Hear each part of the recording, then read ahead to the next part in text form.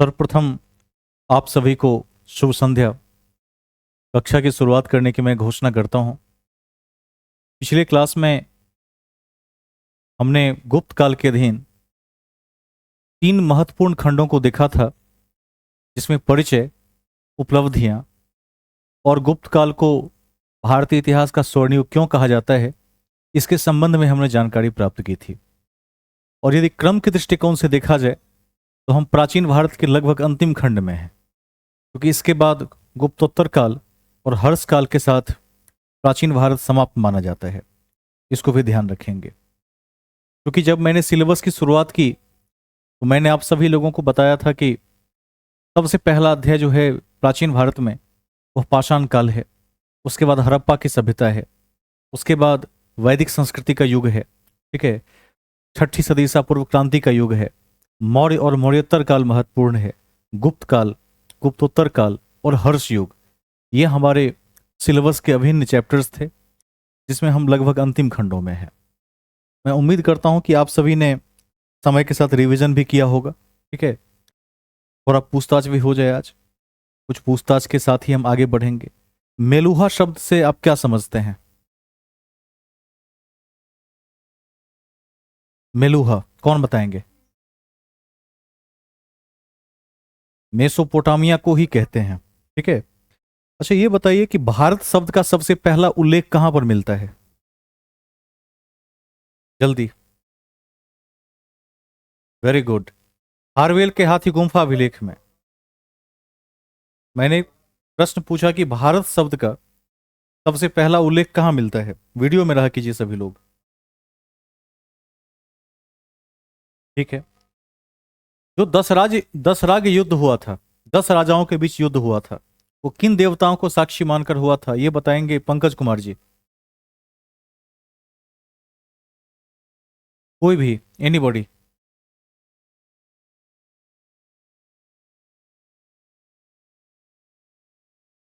Very good. Indra, Varun, Nasatya और मित्र, 4 देवताओं के उपस्थिति में हुई थी। ठीक है। हम आगे चलेंगे। कुछ और क्वेश्चन आप लोगों से आज पूछ लेते हैं। तेजी में जवाब देंगे। जिसको आता हो पहले हाथ खड़ा करेंगे। सबसे पहले जिसको आता हो, केवल एक व्यक्ति बताएंगे। यूनान के लोगों ने कपास को क्या कहा था? Very good. चलिए, याद तो है।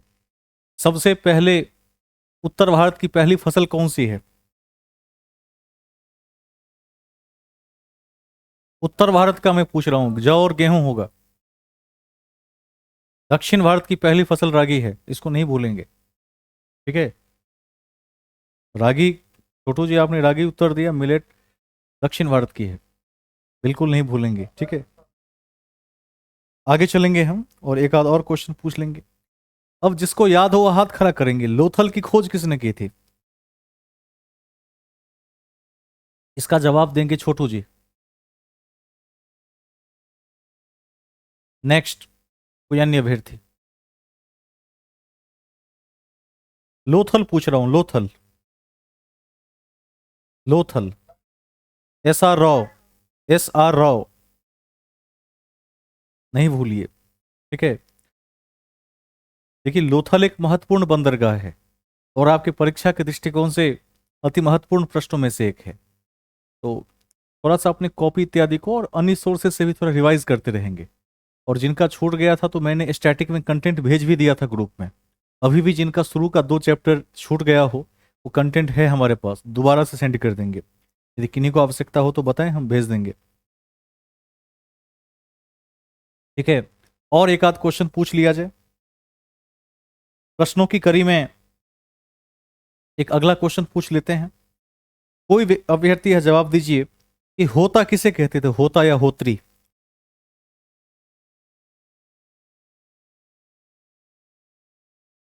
ऋग्वेद के पुरोहित को। ठीक है। Very good. रिवाइज करते रहिए। मैं बीच बीच में अब आपसे पूछता रहूंगा, और जब प्राचीन भारत समाप्त हो जाएगा तो 5 मिनट की पूछताछ की घड़ी रोज शुरू होगी, और उस माध्यम से हम रिवीजन को आगे बढ़ाएंगे, क्योंकि अंतिम रूप से संस्मरण में रखने का ही महत्व है। हम आज के मूल बातों पर आते हैं। मैंने कल ही घोषणा की थी कि आज हम बूस्टर फैक्ट्स की शुरुआत करेंगे। तो गुप्त काल में लिखिए बूस्टर फैक्ट्स हेडिंग में।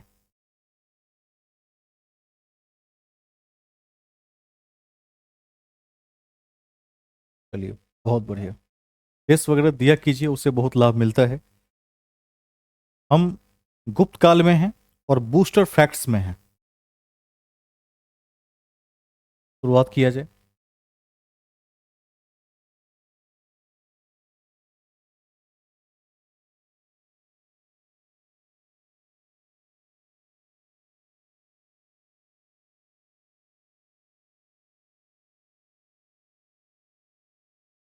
बूस्टर फैक्ट्स में, ठीक है, एक एक तथ्य को आज देख लेंगे और आज इसे समाप्त कर लेंगे। और इसके संदर्भ में लगभग जो विभिन्न परीक्षाओं में पूछे हुए 10-20 प्रश्न हैं, जो इस चैप्टर से काफी महत्ता वाले प्रश्न पूछे जाते हैं, पोटेंशियल वाले प्रश्न पूछे जाते हैं, उसे भी हम देखने का प्रयास करेंगे। ठीक है, सबसे पहले लिखिए, पूछ ही लेते हैं, गुप्त साम्राज्य का उदय कहां हुआ था? कौन बताएंगे, कहां पर हुआ था? आप लोग पढ़कर नहीं आए हैं। जो सब आज एबसेंट है सबका नाम काट देते हैं आज। गुप्त साम्राज्य का उदय कहां हुआ था, कौन बताएंगे? लिखिए। अब जगह का नाम मैं पूछ रहा हूं, किस स्थान पर हुआ था उदय? इसका उदय हुआ था अभी जो प्रयाग है, प्रयाग के निकट है कौसाम्बी, कौसाम्बी में हुआ था, लिख लीजिए। देखिए फर्स्ट पॉइंट में, देखिए गुप्त साम्राज्य का उदय 3री शताब्दी के अंत में,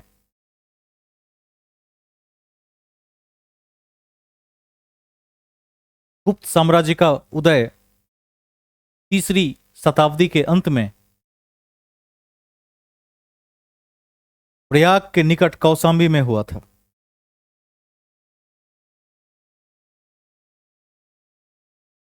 प्रयाग के निकट कौशाम्बी में हुआ था।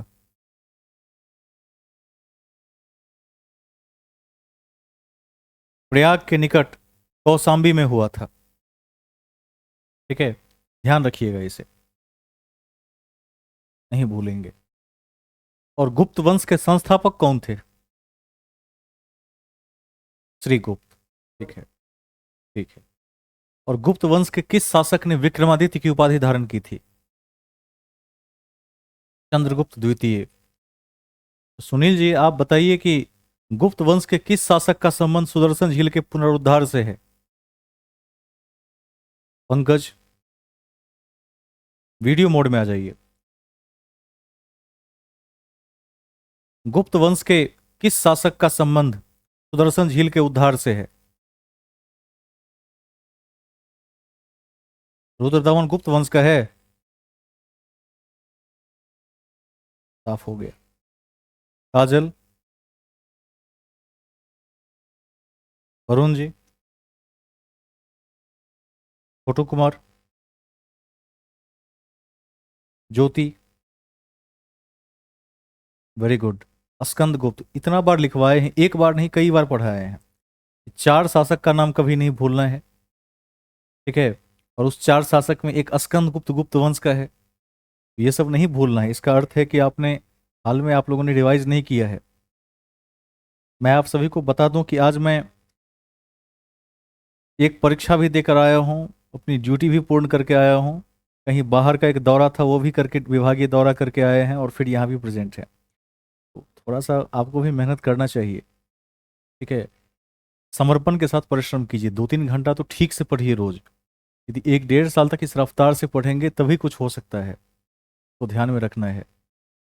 आगे चलते हैं। सुदर्शन झील वाला पॉइंट अति महत्वपूर्ण था, लिखवा दिए थे।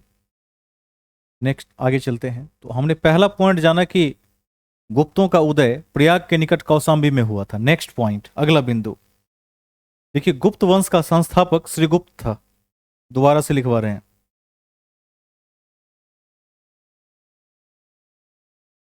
गुप्त वंश का संस्थापक श्रीगुप्त था।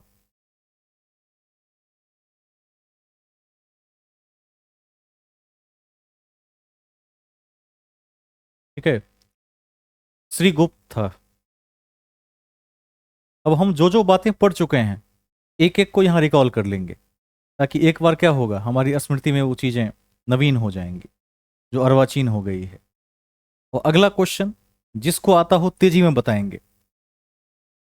गुप्त वंश का सबसे पहला महान शासक कौन था? सबसे चंद्रगुप्त प्रथम कौन सी उपाधि धारण की थी? महाराज धीराज की। Very good. सबसे पहला पूछा तो पहला होगा चंद्रगुप्त वन, और जब दूसरा पूछेंगे तब क्या होगा? द्वितीय हो जाएगा। लिख लीजिए, गुप्त वंश का सबसे पहला महान सम्राट, नोट कर लीजिए इसको भी। गुप्त वंश का सबसे पहला महान सम्राट, सबसे पहला महान सम्राट चंद्रगुप्त प्रथम था। चंद्रगुप्त प्रथम था, जिसने महाराज धीराज की उपाधि धारण की थी। जिसने महाराज धीराज की उपाधि धारण की थी।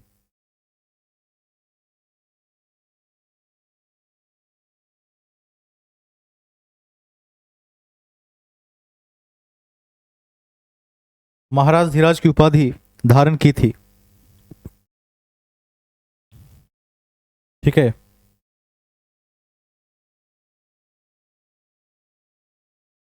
अब अगला क्वेश्चन, गुप्त संवत किस उपलक्ष्य में शुरू हुआ? ये कौन बताएंगे?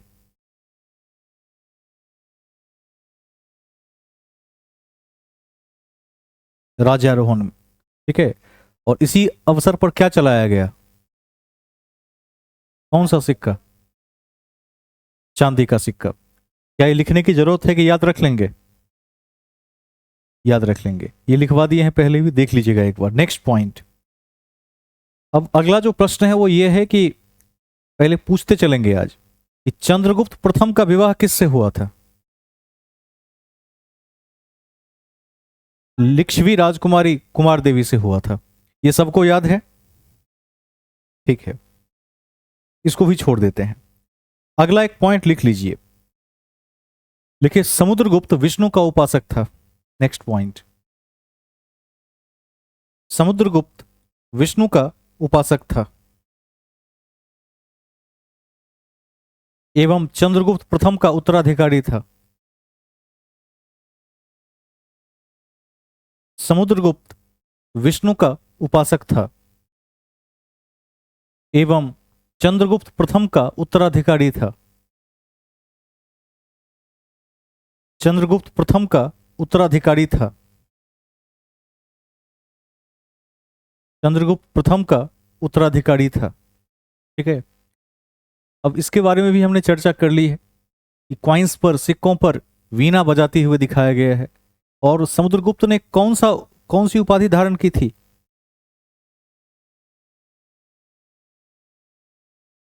पृथ्वी वल्लभ, कविराज इत्यादि। ठीक है, चलिए इसको भी लिखाने की जरूरत नहीं है, ये भी याद है सबको। नेक्स्ट पॉइंट लिखिए, V A Smith, Vincent Arthur Smith. V A Smith ने समुद्रगुप्त को भारत का नेपोलियन कहा। भारत का नेपोलियन कहा।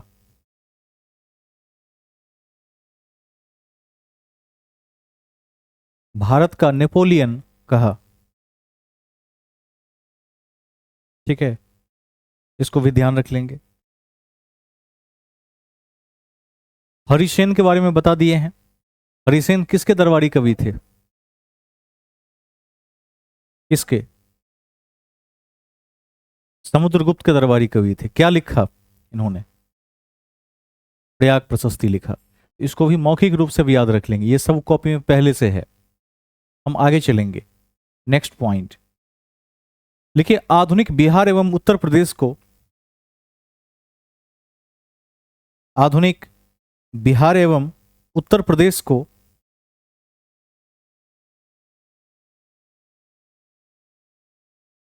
आधुनिक बिहार एवं उत्तर प्रदेश को गुप्त वंश का आरंभिक राज्य माना जाता है।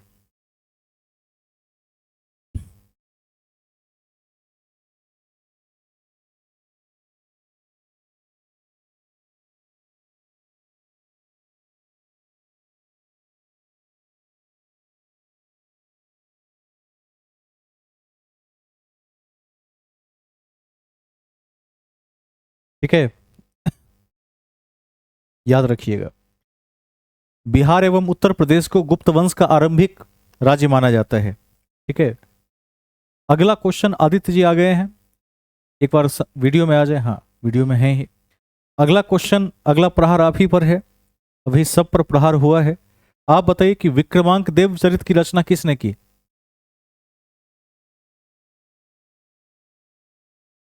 कोई भी, बिल्हन ने की। ठीक है, इसको भी लिख लीजिए, बहुत महत्वपूर्ण है। लिखिए, विक्रमांक देव चरित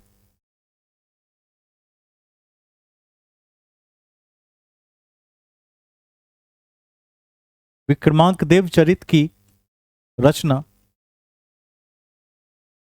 बिल्हन ने की। बिल्हन और कलहन दोनों को नहीं भूलना है, इतिहास के दो राज तरंगिणी। Very good. विक्रमांक देव चरित की रचना बिल्हन ने की। बिल्हन ने की। ठीक है, आगे चलेंगे। नेक्स्ट पॉइंट देखिए, समुद्रगुप्त ने समुद्रगुप्त ने अश्वमेध करता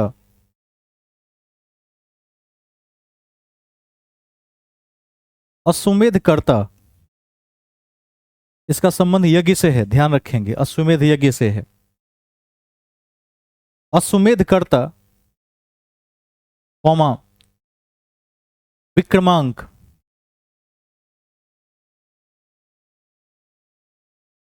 विक्रमांक एवं कविराज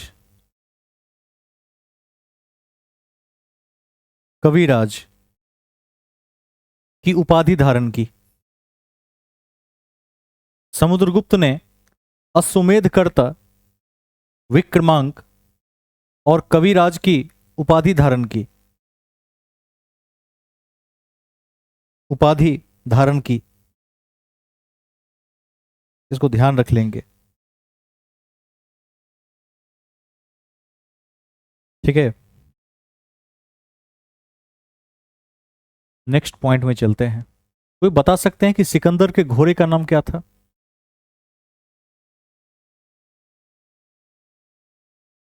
ब्यूसेफेलस। ठीक है, ठीक है, याद तो है। और कितना टैलेंट सोना मिला था? कितना मिला था?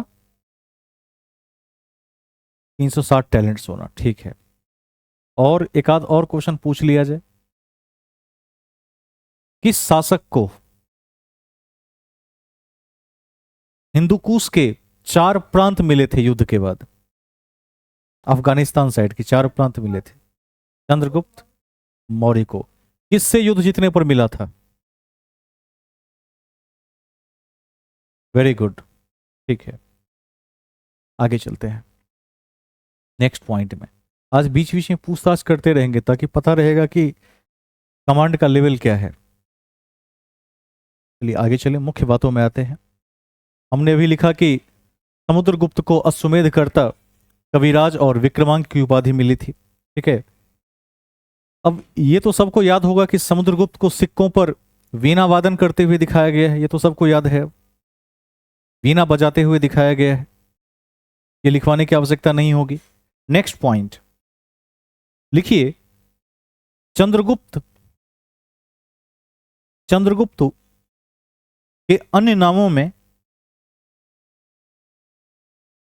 चंद्रगुप्त द्वितीय कर दीजिएगा, यहां पर 2 चंद्रगुप्त हैं, 2 कर दीजिएगा। चंद्रगुप्त के अन्य नामों में के और भी 1-2 नाम हैं। देवगुप्त एवं देवराज। देवराज उल्लेखनीय हैं। चंद्रगुप्त द्वितीय के अन्य नामों में देवगुप्त एवं देवराज उल्लेखनीय हैं।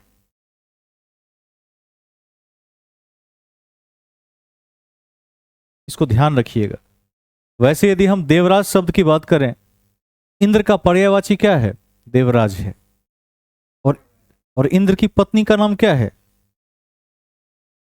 सची है। Very good. इंद्र की पत्नी का नाम सची है, तो इस सब को भी ध्यान रखते चलेंगे। इंद्र को पुरंदर कहा गया है वेदों में, ये भी कभी नहीं भूलेंगे। हाँ बिल्कुल। और मैंने पूर्व में लिखवा दिया है कि ऋग्वेद में 250 बार इंद्र और 200 बार अग्नि का उल्लेख है, इसको भी नहीं भूलेंगे। तो ये सब आपकी परीक्षा के दृष्टिकोण से हाईलाइट क्वेश्चन है। मैंने ये भी बताया था कि उत्तर वैदिक काल में प्रजापति महत्वपूर्ण देवता हो गए, जबकि ऋग्वैदिक काल में इंद्र और अग्नि महत्वपूर्ण देवता थे। कोई बताएंगे कि सोमरस का उल्लेख किस मंडल में है, किस देवता को समर्पित है? Very good. और गायत्री मंत्र का उल्लेख कहां पर है? तीसरे मंडल में। किस देवता को? सविता अथवा सूर्य को समर्पित है। ठीक है, ध्यान रख लेंगे। इस सब को थोड़ा एक बार क्विक रिव्यू कर लीजिएगा, कॉपी में सारी बातें हैं। एक एक तथ्य को दोहरा लीजिए, आपके जेहन में बना रहेगा। ठीक है, आगे चलते हैं नेक्स्ट पॉइंट में। तो अभी हमने दो शब्द लिखे कि चंद्रगुप्त द्वितीय को देवगुप्त और देवराज भी कहा जाता है। लिखिए, चंद्रगुप्त द्वितीय ने, अगला पॉइंट, चंद्रगुप्त द्वितीय ने उज्जैन को अपनी दूसरी राजधानी बनाई। उज्जैन को अपनी दूसरी राजधानी बनाई।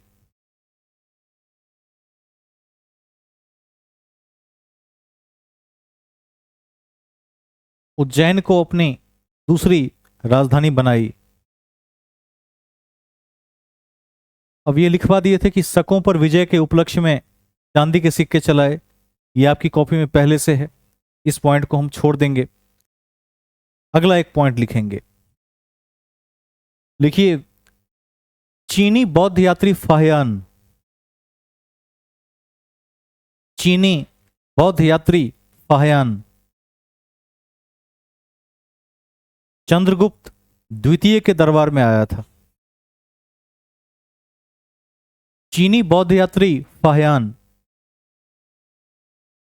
चंद्रगुप्त द्वितीय के दरबार में आया था। चंद्रगुप्त द्वितीय के दरबार में आया था।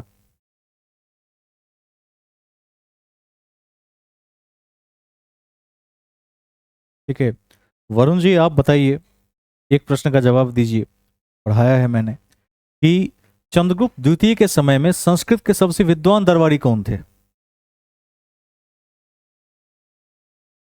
सबसे आसान क्वेश्चन। पंकज कुमार।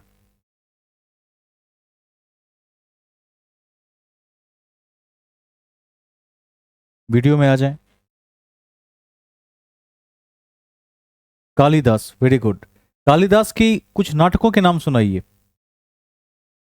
तीन नाटक, नाटक पूछ रहे हैं, तीन नाटक के नाम सुनाइए।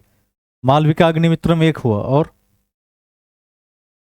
विक्रम उर्वशीयम, और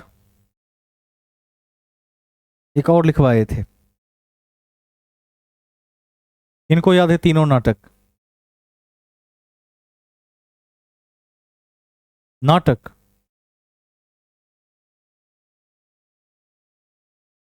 वेरी गुड। अभिज्ञान शाकुंतलम। ठीक है, तीन नाटक है, अभिज्ञान शाकुंतलम, मालविका अग्निमित्रम और विक्रम और विषयम, ये तीन नाटक हैं। उसके बाद अन्य रचनाएं हैं जिसमें कुमार संभवम है, मेघदूतम है, ऋतु संहारम है। इस सबको भी ध्यान रखेंगे। ठीक है, रघुवंशम है, कभी नहीं भूलेंगे। नाटक को अलग से याद कर लीजिए, पूछ सकता है कि इनमें से कौन सा एक नाटक है, ड्रामा है। नाटक अलग होता है। आगे चलेंगे। हाँ बताइए।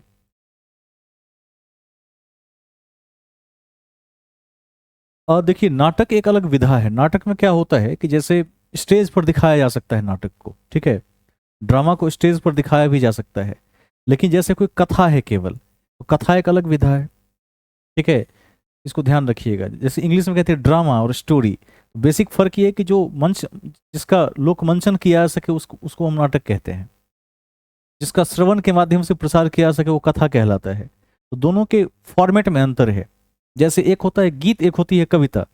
कविता और गीत क्या है, दोनों अलग अलग फॉर्मेट है। कविता को बांचा जाता है, गीत को गाया जाता है। ठीक है, कविता का वाचन किया जाता है। बेसिक बेसिक फर्क है सब में। ठीक है, इसको ध्यान रखेंगे। तो नाटक को अलग से याद रख लीजिए। नेक्स्ट पॉइंट में चलते हैं किसी और बिंदु पर। फाहियान लिख लिया आप लोगों ने कि चंद्रगुप्त द्वितीय के शासन काल में कौन आया था? फाहियान आया था, इसको लिख लेंगे। और हर्षवर्धन के काल में कौन आया था चीनी यात्री? वेनसांग आया था। ठीक है। और किसने ये कहा था कि प्राचीन भारत में दास प्रथा नहीं थी? ये किसने कहा था?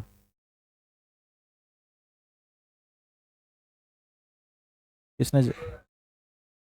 मेगास्थनी जी ने। वेरी गुड, ये सही उत्तर है। वेनसांग कहां से हो जाएगा? वेनसांग तो एकदम अंत में जाके है। और मौर्य काल में मेगास्थनी जी जिसने कहा था कि प्राचीन भारत में दास प्रथा नहीं थी। ये एकदम कंठस्थ रखेंगे। यदि ये सब याद ना रहा तो चयन नहीं होगा, इस बात को ध्यान में रखना है। ये सब एकदम आउट क्वेश्चन है, जिह्वाग्र पर होने चाहिए। अच्छा, चाणक्य ने प्रशासन से संबंधित कितने सिद्धांत दिए थे? उनका नाम कौन सुना सकते हैं? जो बांटा था सात में से, सातों का नाम किसको याद है? जिसके केंद्र में राजा था। थोड़ा हिंट कर देता हूं मैं। एनीबॉडी? कॉपी देख कर आइए, उसको मत भूलिए।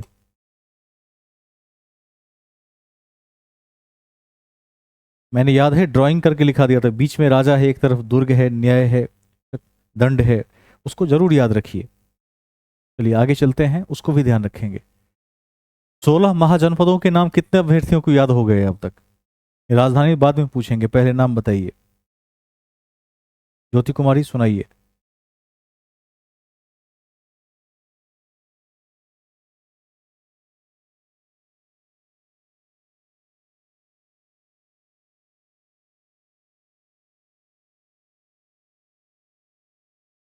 चलिए वेरी गुड। और कोई?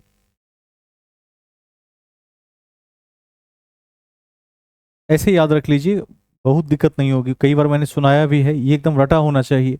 जैसे काशी, कौशल, अंग, मगध, वृजिमल, चिदिवत्स, कुरु, पांचाल, मत्स्य, सूसन, अस्म, गवंती, गांधार और कंबोज। एक लय में ही सुना दीजिए जब भी पूछा जाए तो।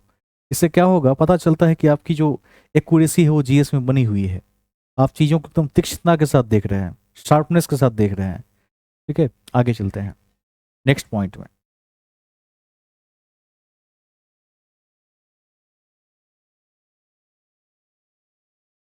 चलिए नेक्स्ट पॉइंट में लिखिए। कालिदास के बारे में बता दिया, मौखिक रूप से याद रख लेंगे कि सबसे बड़े संस्कृत के विद्वान थे। ठीक है। नवरत्न के बारे में लिखा चुके हैं, जैसे वारा मिहिर। ठीक है।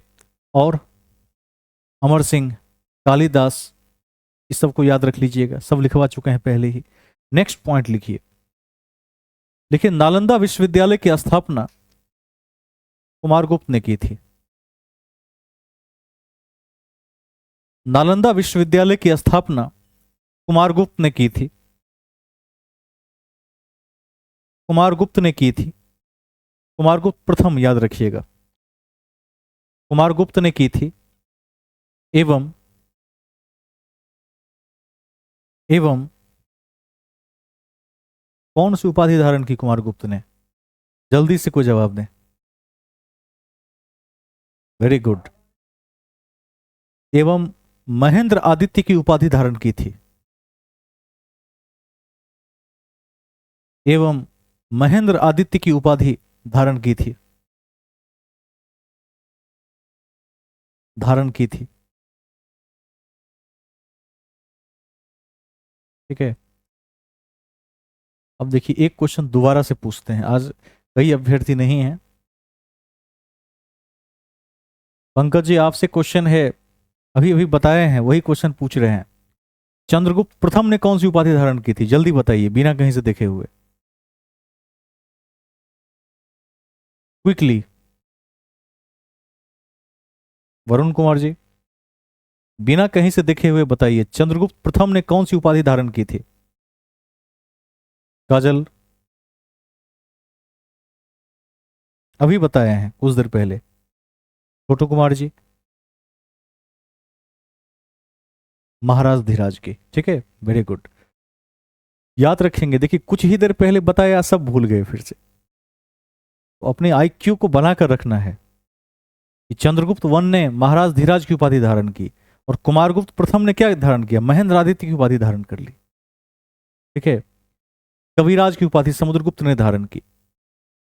विक्रमांक की उपाधि किसने धारण की थी? विक्रमांक समुद्रगुप्त ने, अभी अभी चर्चा हुई है। ठीक है, उसके बाद एक और उपाधि है, पीछे चला गया क्या, लिखा हुआ है कहीं पर, अश्वमेधक, अश्वमेधकर्ता वाला, आप इसको भी ध्यान रख लीजिएगा, ये सब महत्वपूर्ण है। ठीक है, आगे चलते हैं। लिखिए नेक्स्ट पॉइंट, लिखिए कुमारगुप्त प्रथम का उत्तराधिकारी स्कंदगुप्त हुआ। कुमारगुप्त प्रथम का उत्तराधिकारी स्कंदगुप्त हुआ। स्कंदगुप्त हुआ, ब्रैकेट में 455 से 467 ईस्वी। कुमारगुप्त प्रथम का उत्तराधिकारी स्कंदगुप्त हुआ, 455 से 467 ईस्वी।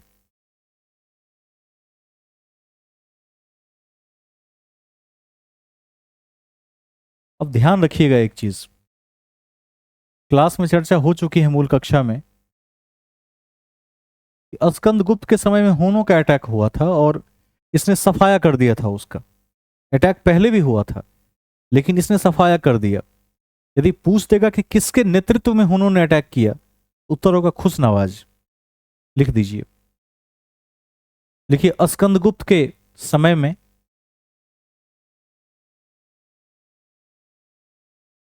स्कंदगुप्त के समय में हुनों का आक्रमण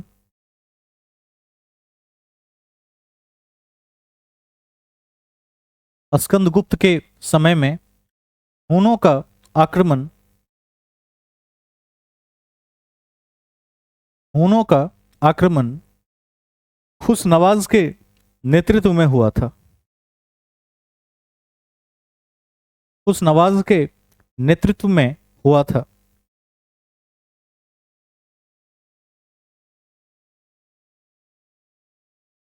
हुआ था।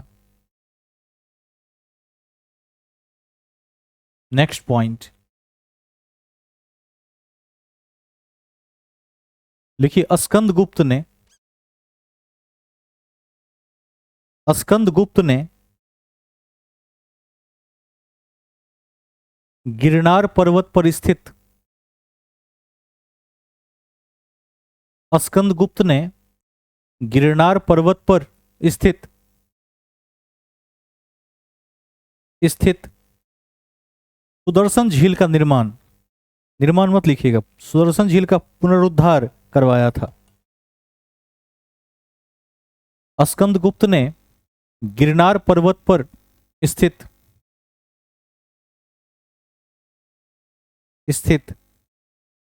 सुदर्शन झील का पुनरुद्धार करवाया था।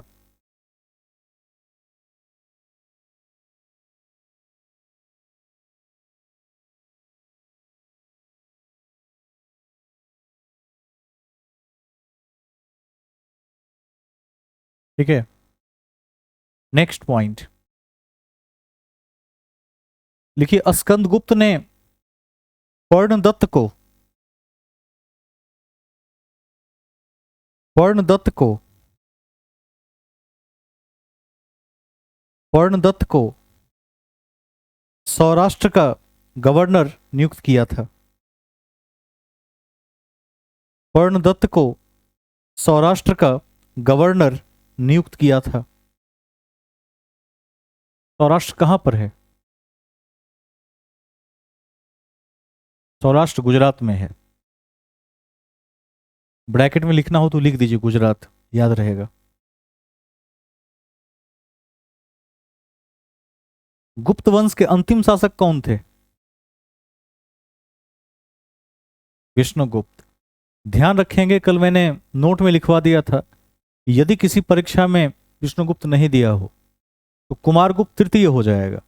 लेकिन ये क्या होगा, एक्सेप्शनल केसेस में होगा। 99% केसेस में एग्जाम में विष्णुगुप्त ही रहता है, इसको ध्यान रख लेंगे। आगे चलेंगे नेक्स्ट पॉइंट में। लिखिए, गुप्त साम्राज्य में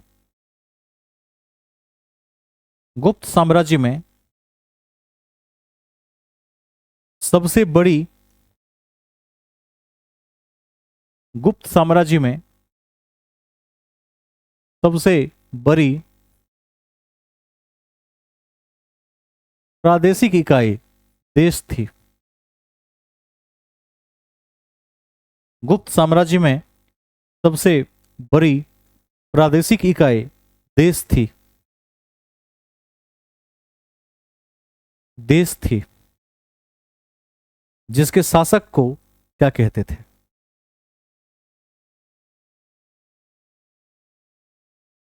कुमार इस चैप्टर में है, कुमार पिछले अध्याय में था। जिसके शासक को गोरना कहते थे। गोरना कहते थे। इस सब को ध्यान रखिएगा, ऐसे क्वेश्चन हैं यदि पूछे जाते हैं और कमांड नहीं हो तो तुक्का भी नहीं सही लगता है इसमें। और ऐसे प्रश्न पूछने का ट्रेंड आजकल बढ़ चला है। जैसे बढ़ई को क्या कहते थे? वैदिक तक्षण। तक्षण, ठीक है। इसको भी ध्यान रखिएगा। ये जो उस समय के स्थानीय भाषाओं में जो नाम हैं विभिन्न चीजों के, उसको आज के परिप्रेक्ष्य में ध्यान में रखना है। तो हमने लिखाया कि गुप्त साम्राज्य में सबसे बड़ी प्रादेशिक इकाई देश थी जिसके शासक को गोरना कहते थे। लिखिए, एक दूसरी प्रादेशिक इकाई भुक्ति थी। एक दूसरी प्रादेशिक इकाई भुक्ति थी। भुक्ति थी जिसके शासक को उपरिक कहते थे। उपरिक कहते थे। एक दूसरी प्रादेशिक इकाई भुक्ति थी जिसके शासक को उपरिक कहते थे। उपरिक कहते थे, ठीक है। देखिए, भुक्ति के नीचे विषय था, वो हर्षिकर। भुक्ति के नीचे विषय था जिसके प्रधान को विषयपति कहते थे। जिसके प्रधान को विषयपति कहते थे।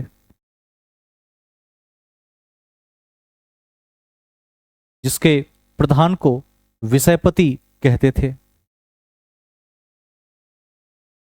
ठीक है। विषयपति कहते थे। नेक्स्ट पॉइंट,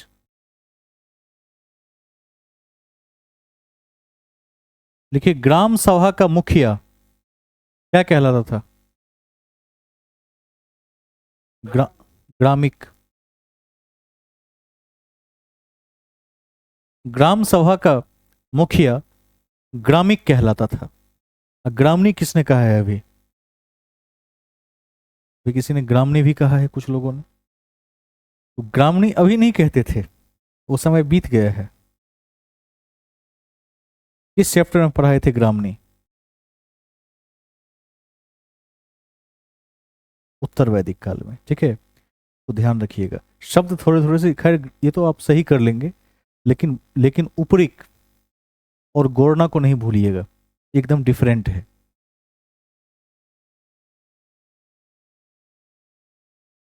इसका एक ही तरीका है कि मैं रोज कहता हूं कि 3-4 घंटा ढंग से रिवाइज कर लीजिए। शपथ खा लीजिए कि जब तक सिलेक्शन नहीं होता है तब तक पढ़ाई को छोड़िए मत। और 3-4 घंटा पढ़ना कोई बहुत बड़ी बात भी नहीं है। यदि आप 2 शिफ्ट में भी 4 घंटा पढ़ लेते हैं तो सिलेक्शन हो जाता है। सिलेक्शन पाने के लिए इससे अधिक नहीं पढ़ना पड़ता है, लेकिन रोज का 4 घंटा चाहिए। अब यदि बीच में एक दिन ब्रेक हो गया तो अगले दिन 8 घंटा चाहिए, फिर वो ध्यान रखेंगे, ब्रेक नहीं होना चाहिए। आगे चलते हैं अगले बिंदुओं में। देखिए, ग्राम समूहों की सबसे छोटी इकाई को, नेक्स्ट पॉइंट, ग्राम समूहों की सबसे छोटी इकाई को पेठ कहा जाता था। ग्राम समूहों की सबसे छोटी इकाई को पेठ कहा जाता था। पेठ कहा जाता था।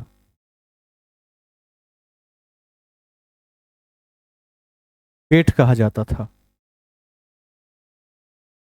ठीक है। सिंचाई के लिए, अगला पॉइंट, सिंचाई के लिए रहट, सिंचाई के लिए रहट या घटी यंत्र का प्रयोग किया जाता था। सिंचाई के लिए रहट या घटी यंत्र का प्रयोग किया जाता था। प्रयोग किया जाता था।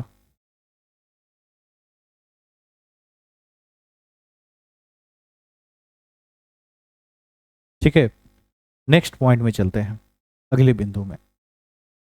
नेक्स्ट पॉइंट लिखिए। लिखिए, श्रेणी के प्रधान को ज्येष्ठक कहा जाता था। श्रेणी के प्रधान को ज्येष्ठक,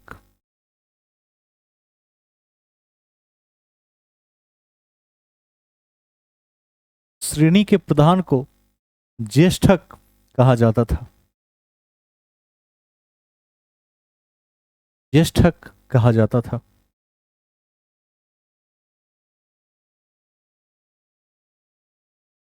नेक्स्ट पॉइंट। अब जैसे आप सभी को ज्ञात है कि दूसरी राजधानी क्या थी, उज्जैन थी, और पहली राजधानी कहां थी, पाटलिपुत्र थी। तो यह ध्यान रखेंगे कि जो दूसरी राजधानी उज्जैन थी, यह गुप्त काल में महत्वपूर्ण व्यापारिक केंद्र थी। इसको हर हाल में याद रखेंगे, लिख लीजिए। देखिए, गुप्त काल में उज्जैन महत्वपूर्ण व्यापारिक केंद्र था। गुप्त काल में उज्जैन महत्वपूर्ण व्यापारिक केंद्र था। महत्वपूर्ण व्यापारिक केंद्र था। महत्वपूर्ण व्यापारिक केंद्र था।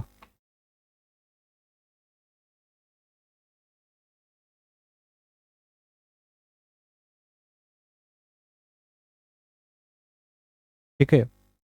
दीनार और रूपक के बारे में लिखवा चुके हैं। इस स्वर्ण सिक्के को दीनार और चांदी के सिक्के को रूपक कहा गया। ये सब आपको याद होगा। अब इससे अलग एक बिंदु को लिख लेते हैं जो कायस्थों के बारे में है। कायस्थिक जाति होती है। ठीक है, लिखिए, कायस्थों का सर्वप्रथम वर्णन,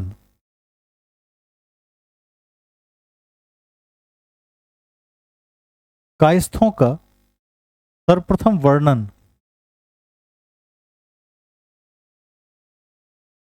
कहां मिलता है? कायस्थों का सर्वप्रथम वर्णन कहां मिलता है? यज्ञवल्क्य की स्मृति में मिलता है।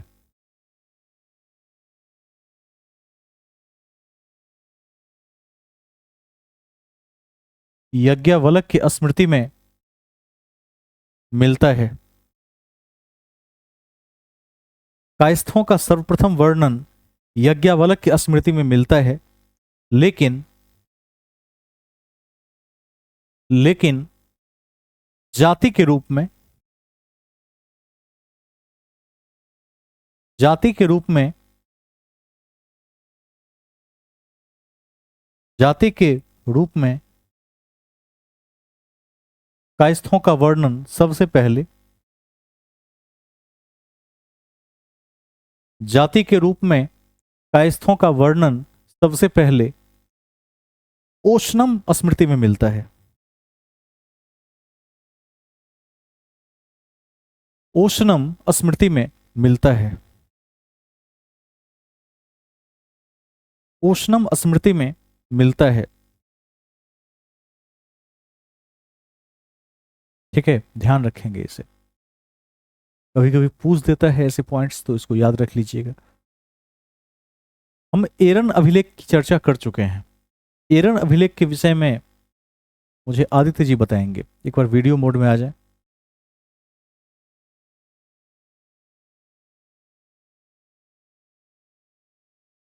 आदित्य जी बताएंगे कि एरन अभिलेख सबसे पहले कितने ईस्वी में मिला था और क्यों महत्वपूर्ण है, ये क्या मिला था इसमें।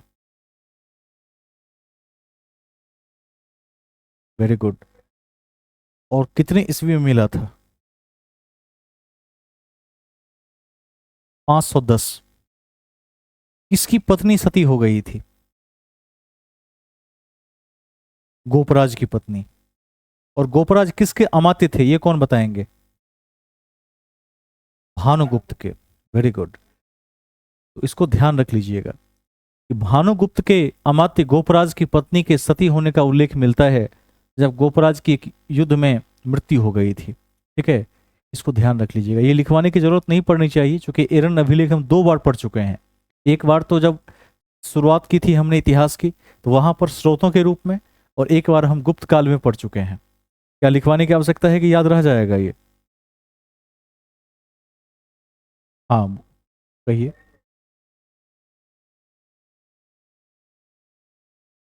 कोई बात नहीं, वीडियो दोबारा से देख लेंगे। उसमें बस ये लिखवा दिया था कि कायस्थों का सबसे पहले जो उल्लेख मिला था वह यज्ञावल्क्य की स्मृति में मिला था, लेकिन जाति के रूप में जो कायस्थ पहली बार देखे गए वह ओशनम स्मृति में देखे गए। ये दोनों पॉइंट्स हैं यहाँ पर। इसको आप दोबारा कल 8 बजे से वीडियो स्ट्रीम हो जाएगा, दोबारा देख सकते हैं, कोई दिक्कत नहीं होगी। तो एरन अभिलेख सबको याद हो गया होगा। हाँ,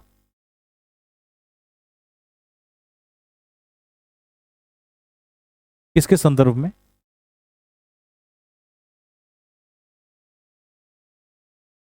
और देखिए, कायस्थ का जो उल्लेख मिलता है वो ग्रंथ में नहीं मिलता है, स्मृतियों में मिलता है। तो ध्यान रखिएगा, ग्रंथ अलग होते हैं।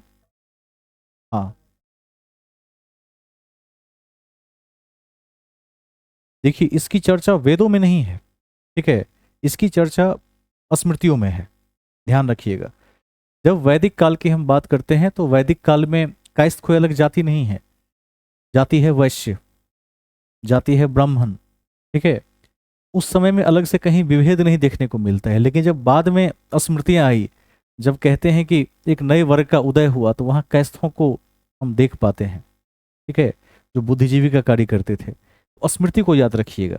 अब पूछेंगे मनु स्मृति, तो मनु स्मृति एक अलग स्मृति है, क्योंकि उसका संबंध वैदिक काल से है, क्योंकि वो जाति व्यवस्था को देता है। लेकिन उसके बाद क्या है, उसके बाद स्मृतियों में ही चीजें क्या है, विभेदित हैं। जैसे व्याघ्रपाद स्मृति है, उसके बाद यज्ञावल्क्य स्मृति है। तो ये जो स्मृतियां हैं ये बाद में बने हैं।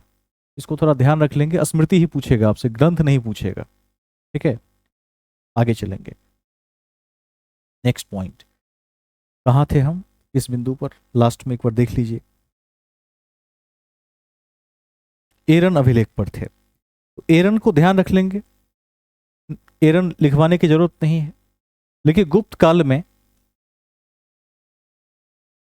काल में वेश्यावृत्ति करने वाली महिलाओं को, गुप्त काल में वेश्यावृत्ति करने वाली महिलाओं को गणिका कहा जाता था।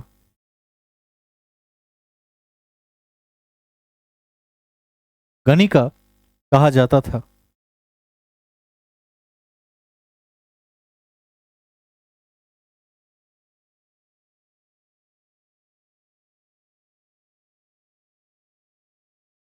गणिका कहा जाता था।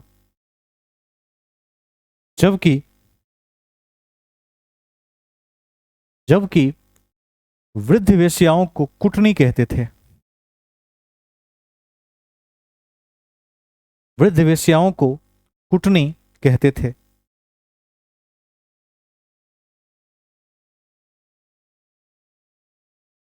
कुटनी कहते थे। ठीक है, कुटनी कहते थे। इसको ध्यान रख लीजिएगा। लिखिए अगला बिंदु, लिखिए गुप्त सम्राट वैष्णव धर्म के अनुयायी थे।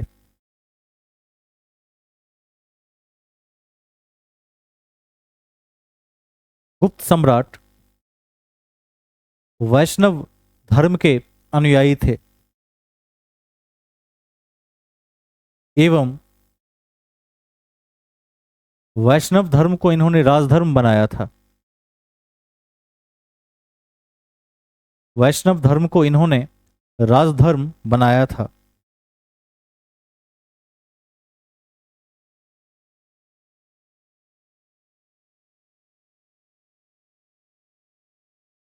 ठीक है, एक लाइन जोड़ दीजिए, देखिए विष्णु का वाहन गरुड़, इसी में जोड़ देंगे, विष्णु का वाहन गरुड़, गरुड़ गुप्तों का राज चिन्ह था।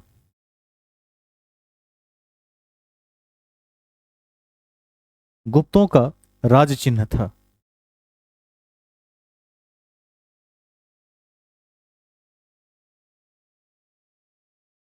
ठीक है, इसको ध्यान रख लेंगे।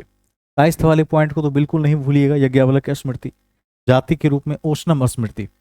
और एक बात और ध्यान रख लेंगे, यह जो यज्ञावल्क्य स्मृति है यह किसका हिस्सा है? तो यदि कभी पूछ दे तो पद्म पुराण, 18 पुराण है टोटल, तो पद्म पुराण का हिस्सा है।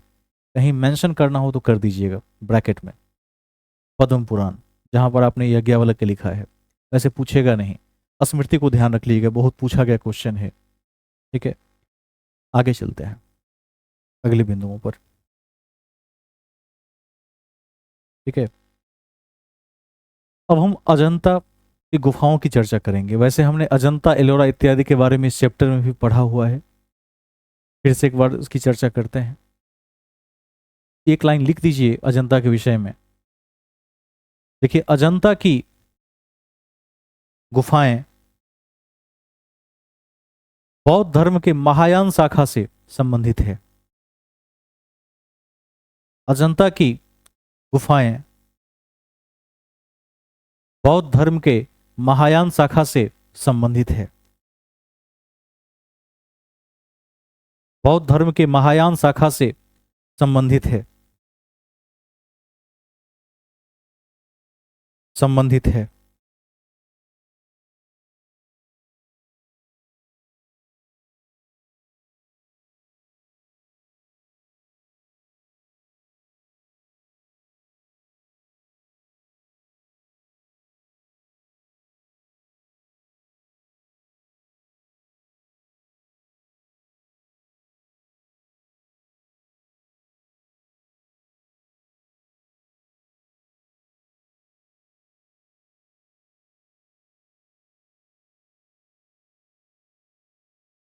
आगे चलेंगे, नेक्स्ट पॉइंट में चलेंगे। अगला बिंदु लिखिए, गुप्त वंश में लिखिएगा। गुप्त वंश में गुप्त वंश में मंदिरों एवं ब्राह्मणों को गुप्त वंश में मंदिरों एवं ब्राह्मणों को सबसे अधिक भूमि अनुदान में दिया गया।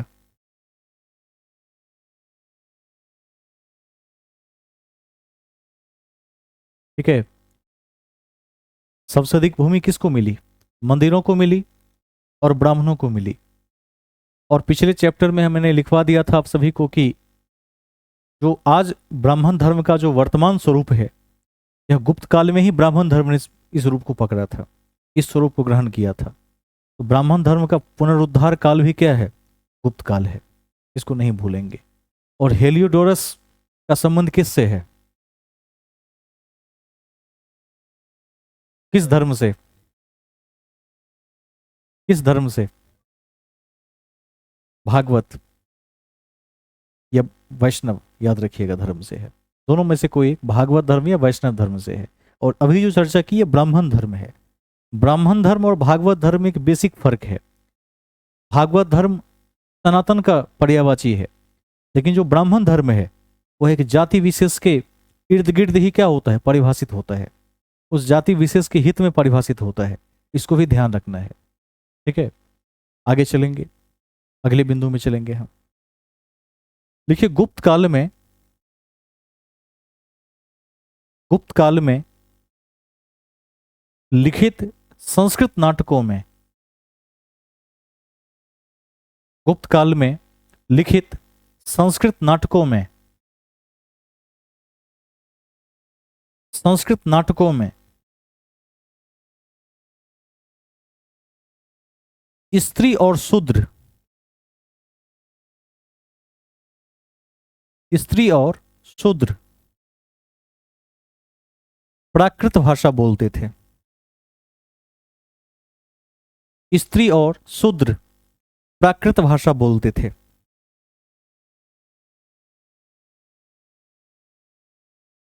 ठीक है, जो नाटक लिखे गए उसमें स्त्री और शूद्र क्या बोल रहे हैं? प्राकृत। जबकि अन्य पात्र जो हैं वो संस्कृत भाषा भी बोलते थे, लेकिन स्त्री और शूद्रों की भाषा वहां प्राकृत दिखलाई गई है। इसको भी ध्यान रखिएगा। ठीक है, और ऐसी 4-5 बातें होंगी इस चैप्टर में। पंचतंत्र किसने लिखा? विष्णु शर्मा।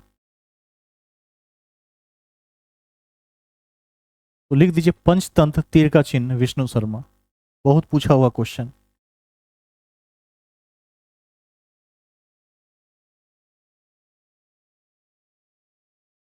पंचतंत्र विष्णु शर्मा,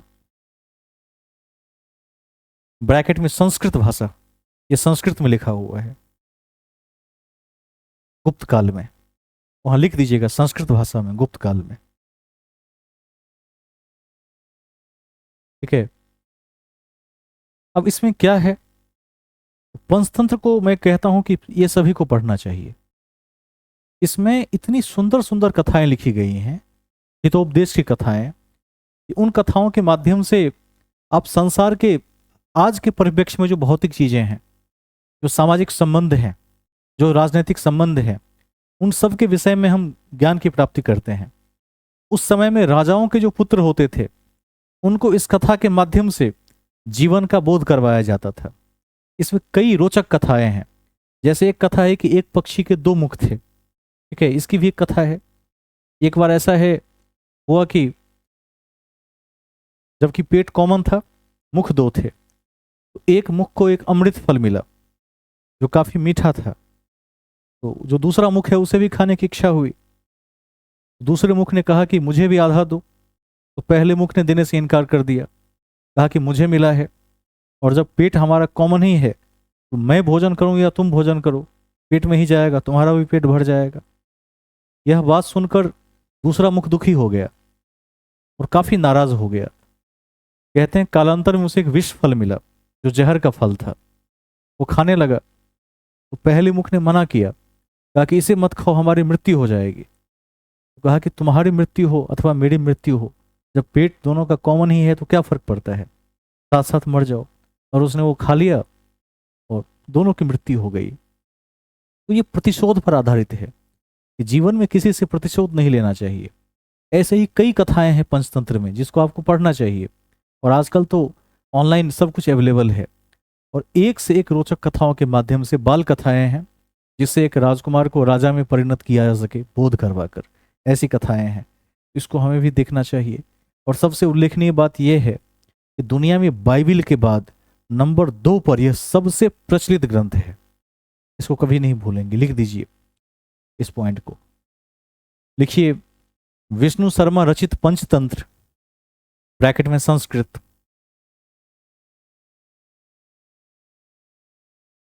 विष्णु शर्मा रचित पंचतंत्र, ब्रैकेट में संस्कृत। संस्कृत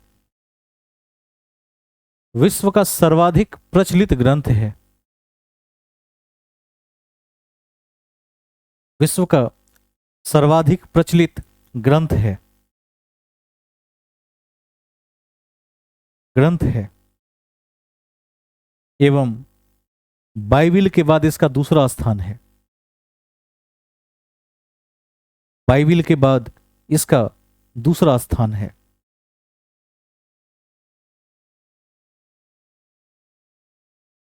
बाइबिल के बाद इसका दूसरा स्थान है। ठीक है, चर्चा की कड़ी में मैंने पहले ही बता दिया है कि कालिदास इस काल में संस्कृत के क्या थे, अभट्ट विद्वान थे और नवरत्नों में से एक थे। चंद्रगुप्त द्वितीय के शासन काल में संस्कृत भाषा के सबसे बड़े विद्वान कालिदास थे, ये मैंने लिखवा दिया है। अब इसी से जुड़ा हुआ एक अन्य बिंदु हम लिखेंगे। देखिए, गुप्त काल की शासकीय भाषा संस्कृत थी। गुप्त काल की शासकीय भाषा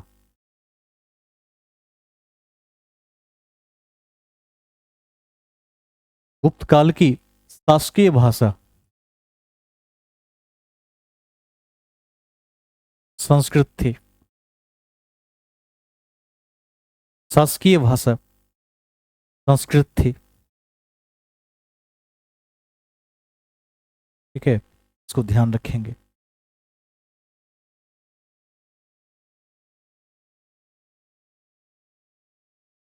अच्छा, मंगवाए थे, उसको जरूर पढ़िए। उसमें बहुत बढ़िया, उसको देखिए। उसमें शकुंतला के बारे में कितनी शानदार चीजें लिखी हुई है। वो भी आपने मंगवा लिया है, बहुत बढ़िया। एक बार देखिए, उसमें उसकी उसका हिंदी अनुवाद भी होगा।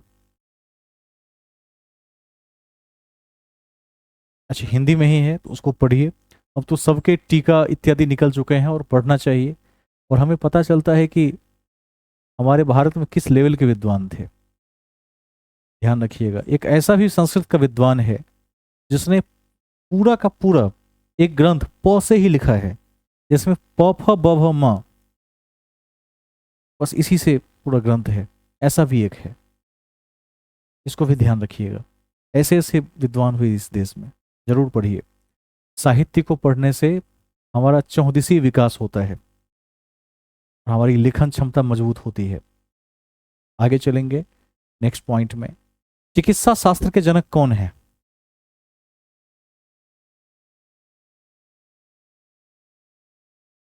और कोई? चरक। लिख लीजिए, लिख लीजिए इसको। देखिए, चरक को चिकित्सा शास्त्र का जनक कहा जाता है। चरक को चिकित्सा शास्त्र का जनक कहा जाता है।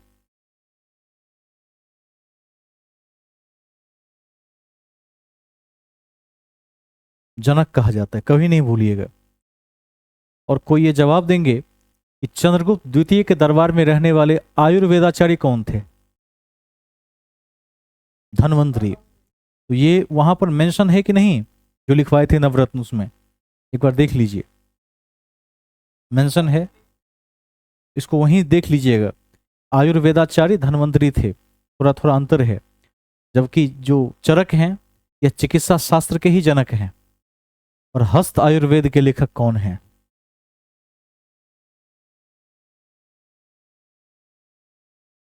बाल काव्य। वेरी गुड, एकदम सही उत्तर, बाल काव्य। कल ही चर्चा किए थे। आगे चलते हैं, इस सबको नजर में रखेंगे। देखिए, अश्वघोष की रचना, गलत बोल दिया मैंने, बुद्ध चरितम की रचना अश्वघोष ने की है। बुद्ध चरितम की रचना अश्वघोष ने की है।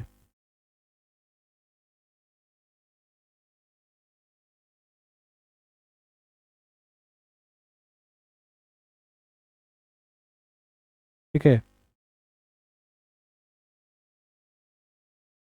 तो अगला एक क्वेश्चन पूछते हैं।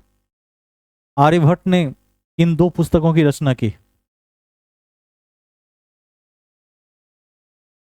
आर्यभट्टीय और सूर्य सिद्धांत। ठीक है, और मैंने कल बता दिया था कि शून्य का आविष्कार आर्यभट्ट ने किया था, और दशमलव प्रणाली का आविष्कार भी आर्यभट्ट ने किया था।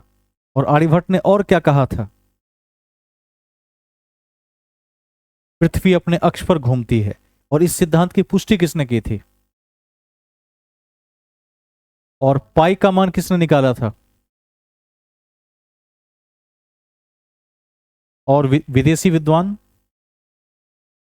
आर्किमिडीज ने। तो ये सब आपकी कॉपी में पहले से है, तो भी एक बार ब्रश अप कर लेंगे, रिव्यू कर लेंगे इसका। और एक और पॉइंट मैंने कल लिखवाया था वाराहमिहिर के विषय में। वाराहमिहिर क्या थे?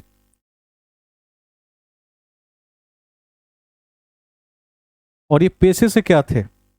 खगोल शास्त्री। ठीक है, खगोल शास्त्री भी थे, ध्यान रखिएगा पेशे से। और इनकी रचना क्या है? बृहद संहिता भी है, ये भी लिखवा चुके हैं।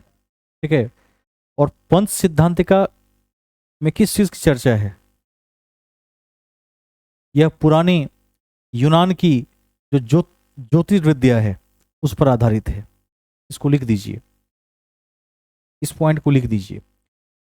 लिखिए, वाराहमिहिर प्रसिद्ध खगोल शास्त्री भी थे। वाराहमिहिर प्रसिद्ध खगोल शास्त्री भी थे, जिन्होंने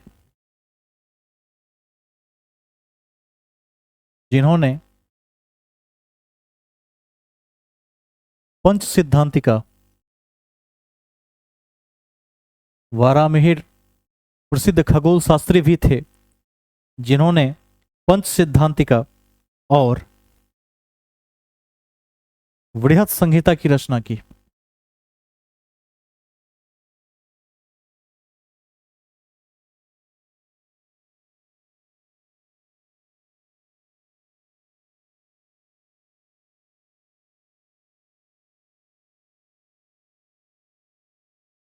बृहद संहिता की रचना की तथा तथा पंच सिद्धांतिका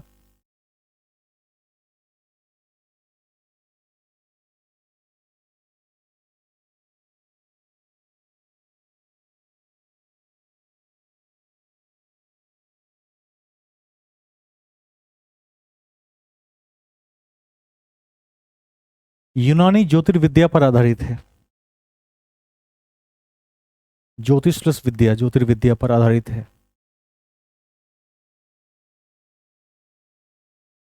पंच सिद्धांतिका यूनानी ज्योतिर्विद्या पर आधारित है।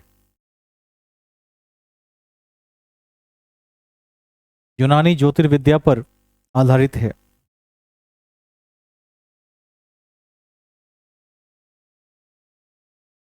ठीक है,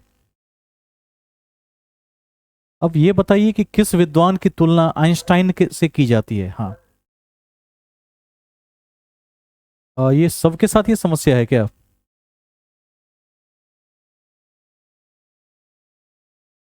डिस्प्ले हो रहा है? एक बार दोबारा से देख लीजिए। ठीक है, नेटवर्क इशू रहा होगा। एक बार दोबारा से मूल बातों पर आते हैं। किस विद्वान ने अल्बर्ट आइंस्टाइन के सापेक्ष अपनी थ्योरी दी थी? नागार्जुन ने, वेरी गुड। और एक और रचना है जो पूछ लेते हैं, ब्रह्म सिद्धांत की रचना किसने की? ब्रह्मगुप्त ने की। इसको लिख लीजिए, यह आज का लास्ट पॉइंट होगा। लिखिए, ब्रह्मगुप्त ने ब्रह्म सिद्धांत की रचना की। ब्रह्मगुप्त ने ब्रह्म सिद्धांत की रचना की। ब्रह्म सिद्धांत की रचना की, जिसमें जिसमें उन्होंने यह बताया कि जिसमें उन्होंने यह बताया कि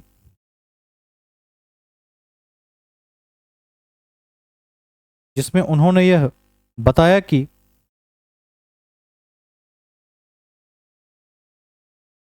सभी वस्तुएं प्राकृतिक नियमानुसार पृथ्वी पर गिरती है।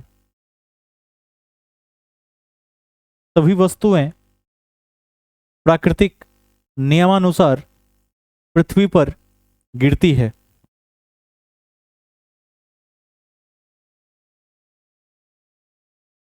प्राकृतिक नियमानुसार पृथ्वी पर गिरती है। ठीक है, एवं इसके लिए उन्होंने गणितीय सूत्र का सहारा लिया। एवं इसके लिए उन्होंने गणितीय सूत्र का सहारा लिया? यह आज का अंतिम पॉइंट था। ठीक है, इस प्रकार हमने गुप्त साम्राज्य को टेक्निकल अंत दे दिया है। मैंने कहा भी था कि कक्षा के बाद रिवीजन की कड़ी में हम कुछ प्रश्नों को देखने की कोशिश करेंगे ताकि एक बार हमारी तैयारी बूस्टअप हो जाए। और अभी हम उस प्रश्न को आपको आपके समक्ष लेकर क्या हैं, उपस्थित हैं। अब जवाब देने की बारी है। ठीक है, शुरुआत करते हैं। सबको दिख रहा है? एक बार हैंड रेज कर दें, ये क्लियर दिख रहा है कि नहीं? ठीक है, पढ़ने योग्य है। पहला क्वेश्चन है कि किस प्रकार की भूमि को अप्रहत कहा जाता था? लिखवा दिए थे।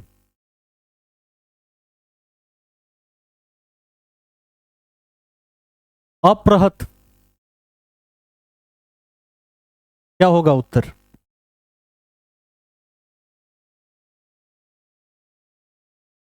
बिना जोती हुई जमीन।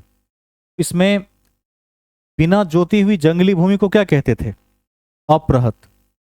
इसको याद रख लेंगे। ठीक है, दूसरा, भारत का नेपोलियन किसे कहा जाता है? क्या होगा? समुद्रगुप्त हो जाएगा। इसकी चर्चा हम कर चुके हैं बार बार। ठीक है, तीसरा क्वेश्चन, नालंदा विश्वविद्यालय के संस्थापक कौन थे? कुमारगुप्त। और नालंदा विश्वविद्यालय का विध्वंस किसने किया? अंतिम अंतिम युद्ध कितने ईस्वी में हुआ? 1203 में हुआ। इसको नहीं भूलेंगे। नेक्स्ट पॉइंट, गुप्त युग में भूमि की राजस्व दर क्या थी? कितना था? क्वेश्चन नहीं दिख रहा है। 4 नंबर छूट गया। अच्छा, गुप्त सम्राट जिसने हुनों को पराजित किया, तो इसका तो खैर स्कंदगुप्त हो जाएगा, ये सबको याद है। पांचवा का उत्तर क्या होगा?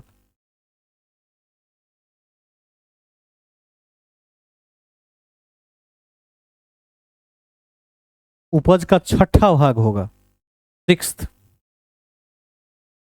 और एक क्वेश्चन पूछते हैं, अशोक ने कहां की यात्रा की जब इसको घटाकर रुमिनदेही की? इसको भी नहीं भूलिएगा, उसे पहला आर्थिक अभिलेख कहा जाता है। कितना कर दिया था? 1/6 को कितना कर दिया था? 1/8 कर दिया था। ठीक है, आगे चलते हैं।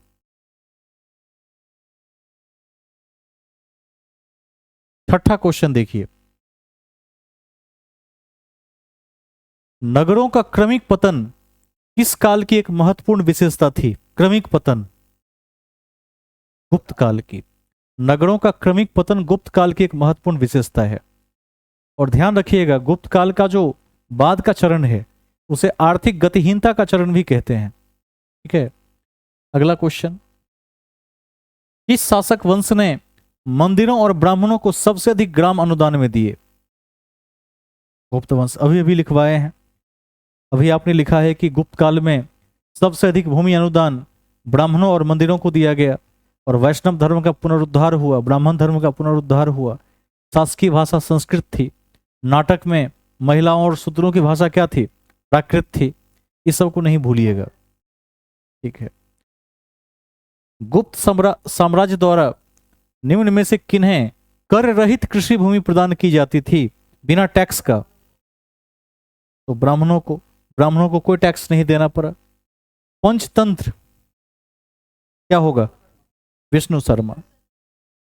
इलाहाबाद स्तंभ अभिलेख किसने लिखा?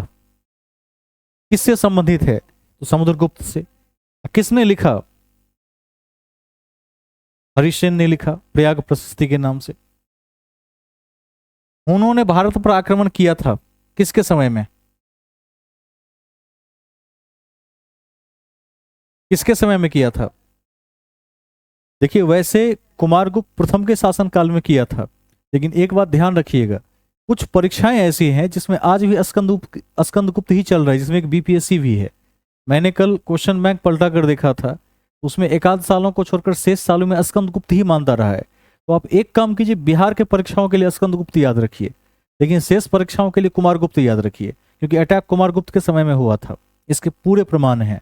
लेकिन चूंकि स्कंदगुप्त ने सफाया कर दिया था, तो एग्जाम में वही डाटा चल रहा है। स्कंदगुप्त को यहाँ पर टिक कर दीजिए बिहार के लिए, क्योंकि बीपीएससी के सेट में है। ठीक है, इसको ध्यान रख लीजिएगा। कुमारगुप्त के समय में हुआ था, लेकिन इसी सब प्रश्नों पर केस हो जाता है। ऐसे है 10-20 क्वेश्चन जिस पर हर समय केस चलता रहता है, और वही डाटा चल रहा है, तो इसको ध्यान दे लेंगे। एनसीईआरटी में भी कुमारगुप्त की चर्चा है। आगे चलते हैं, नेक्स्ट पॉइंट।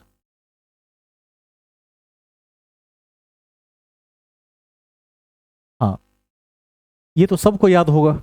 क्या होगा 12 का उत्तर? कहां पर है? बंगाल में है। यहां से किस चीज का व्यापार होता था? कौड़ियों का। और कहां पर व्यापार होता था? चीन में। चाइना के बाद जावा में। ठीक है, जावा इंडोनेशिया का द्वीप है, ध्यान रखिएगा। गुप्त काल में व्यापार का जो पत्तन था वो ताम्रलिप्ति था। कालिदास किसके शासन काल में थे? स्वर्ण मुद्राओं को क्या कहते थे गुप्त काल में? दिनार। गुप्त काल में लिखित संस्कृत नाटकों में स्त्री और शूद्र क्या बोलते थे? इसको कभी नहीं भूलेंगे। नाटक संस्कृत के हैं, मैंने क्या कहा था कि और सबकी भाषा संस्कृत थी, लेकिन स्त्री और शूद्रों की भाषा प्राकृत है। इसको ध्यान रखिएगा। आगे चलते हैं। सती प्रथा का सबसे पहला अभिलेखित साक्ष्य कहां से मिलता है? एरन अभिलेख से मिलता है। भानुगुप्त के एरन अभिलेख से 510 ईस्वी में मिलता है, जब गोपराज की पत्नी का सती होने का प्रमाण मिलता है। गुप्त संवत की स्थापना किसने की, ये कौन बताएंगे? 17 का उत्तर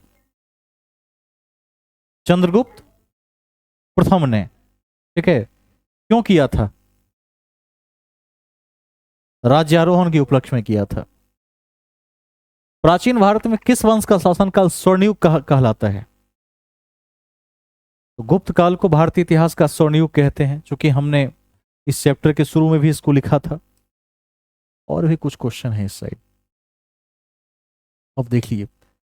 19 नंबर, शूद्रक द्वारा लिखी गई प्राचीन भारतीय पुस्तक मृक्षकटिकम का विषय क्या था? क्या था इसका विषय, कौन बताएंगे?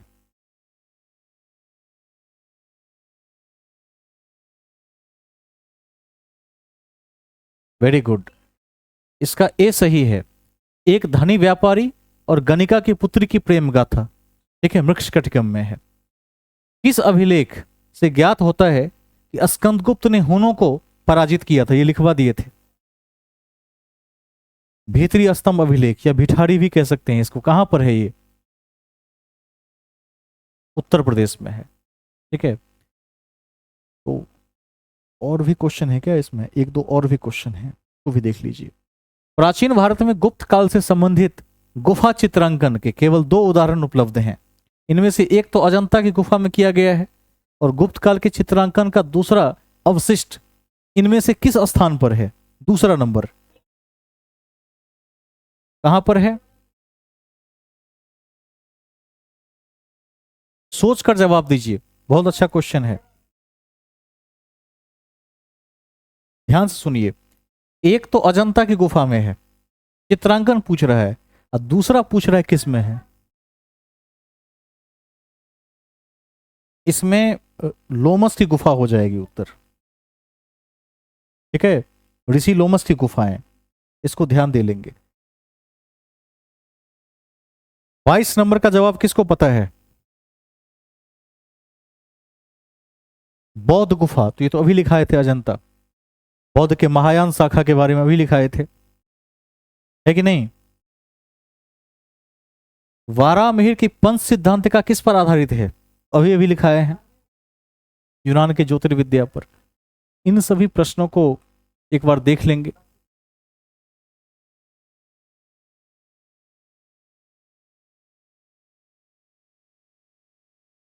प्राचीन भारत में गुप्त काल से संबंधित गुफा चित्रांकन के केवल 2 उदाहरण उपलब्ध हैं। इनमें से एक अजंता की गुफाओं में किया गया चित्रांकन है। गुप्त काल के चित्रांकन का दूसरा अवशिष्ट किस स्थान पर मिलता है? देखिए, इसमें एलोरा बिल्कुल नहीं होगा, नासिक नहीं होगा, इसमें लोमस ऋषि गुफा हो सकता है। ठीक है, वैसे बाघ की गुफा भी एक ऐसा ऑप्शन है जो हो सकता है। एक बार इसको सर्च कर लेते हैं, तो एक बार देख लेते हैं कि क्या बाघ की गुफा हो सकती है या नहीं हो सकती है। एक बार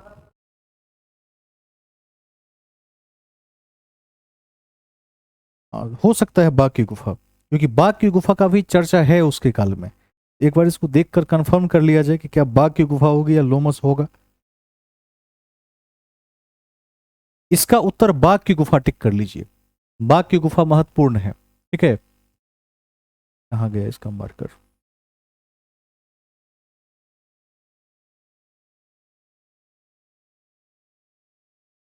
इसको टिक कर लीजिए, लोमस से अधिक महत्वपूर्ण है।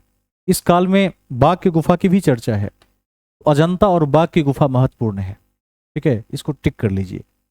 और याद रखिएगा कि जो हुनों का अटैक है, बिहार के संदर्भ में पूछे तो स्कंदगुप्त को ही टिक कर दीजिएगा। ठीक है, नेशनल लेवल में पूछेगा तो अलग अलग ऑप्शन रहेंगे, या तो स्कंदगुप्त रहेगा या कुमारगुप्त रहेगा। आज की कक्षा की मैं समाप्ति की घोषणा करता हूं। अब जो अगली कक्षा होगी वह कहीं न कहीं बिहार के करंट से रिलेटेड होगी, जिसमें हम जून 2023 को देखने की कोशिश करेंगे, और एक लंबी कक्षा के माध्यम से हम जून 2023 को देख लेंगे। और फिर नेशनल इंटरनेशनल का जो करंट है, 3 महीने का जो पीछे चल रहा है, अभी मार्च तक हुआ है केवल 23 में, अप्रैल मई और जून को हम देखने की कोशिश करेंगे। और स्टैटिक पोर्शन में जो अगला चैप्टर होगा वह गुप्तोत्तर काल होगा। और इस बीच में एक और भी काल है जिसको संगम काल कहते हैं, ऋषियों का संगम। संगम काल चूंकि इसी का एक पार्ट है, कोशिश करेंगे कि कभी जब अन्य बातों को लिखवाएंगे, बूस्टर फैक्ट्स को लिखवाएंगे, तो संगम काल की मुख्य बातों को वहां लिखवा देंगे। संगम काल को अलग से पढ़ने की आवश्यकता नहीं है, क्योंकि उसमें मुश्किल से 10 से 15 फैक्ट महत्वपूर्ण है, उसको लिखवा देंगे। आज की कक्षा को हम यहीं समाप्त करते हैं। फिर हम कल संध्या में 7:20 में आपके समक्ष आएंगे और वहां से हम क्लास को आगे बढ़ाएंगे। आप ग्रुप को लीव कर सकते हैं।